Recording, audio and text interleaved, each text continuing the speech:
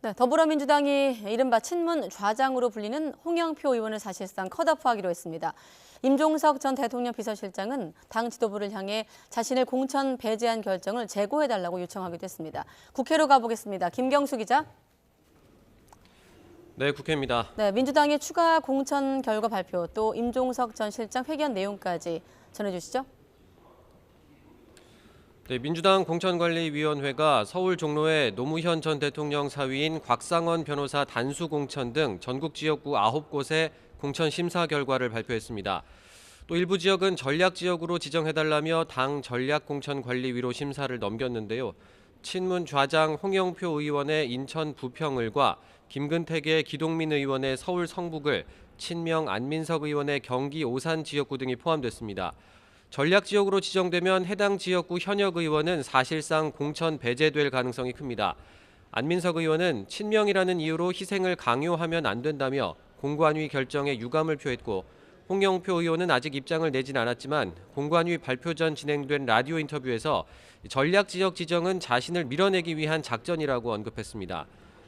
어제 서울 중성동갑 공천에서 배제된 친문 핵심 임종석 전 대통령 비서실장은 기자회견을 열고 당 지도부에 재고를 촉구했습니다.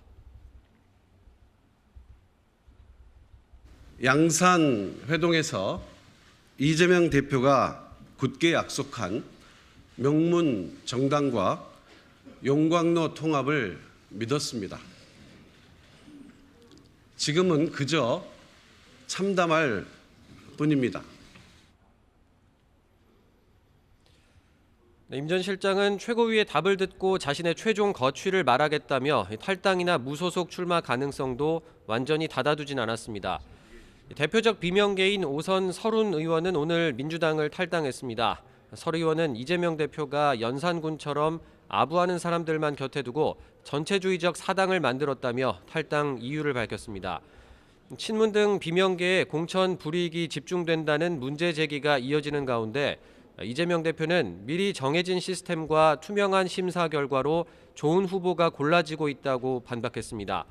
오늘 현장 정책간담회 뒤 기자들과 만난 이 대표는 세대 교체는 있어야 하며 변화의 과정에는 반드시 소리가 날 수밖에 없다면서 이같이 말했는데요. 일부 의원의 탈당은 안타깝다면서도 자신이 질 것 같으니 경기 운영 방식에 문제를 제기하는 건 옳지 않다고 애둘러 비판하기도 했습니다. 입당도 자유고 탈당도 자유입니다. 그런데 분명한 것은 그런 점은 있습니다. 경기를 하다가 질 것 같으니까 경기 안 하겠다. 이런 거 별로 그렇게 이렇게 국민들 보시기에 아름답지 않을 것입니다.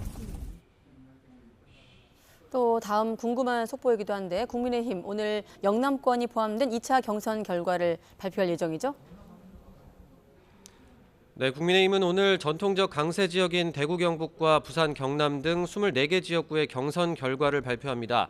잠시 뒤인 4시 10분쯤에 결과가 공식 발표될 예정인데 김기현 전 대표와 박맹우 전 울산시장이 맞붙는 울산 남구 을 등이 관심 지역입니다.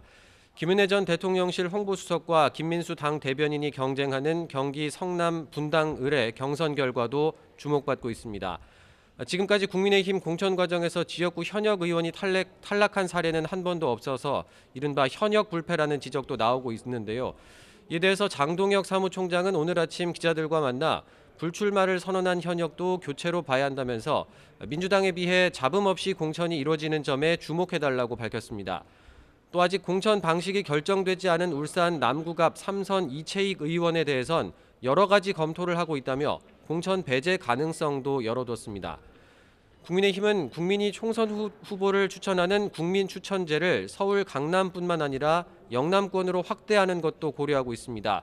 이와 함께 당의 요청으로 부산에서 서울 영등포 을로 출마 지역을 옮겼다가 경선 포기를 선언한 박민식 전 국가보훈부 장관의 재배치 논의를 검토하고 있습니다. 이와 관련해 장동혁 사무총장은 본인 의사가 중요하다면서도 수도권 등 경쟁력 있는 후보가 역할을 했으면 하는 지역들이 있다면서 박 전 장관이 함께 해주면 좋겠다고 언급했습니다. 지금까지 국회에서 전해드렸습니다.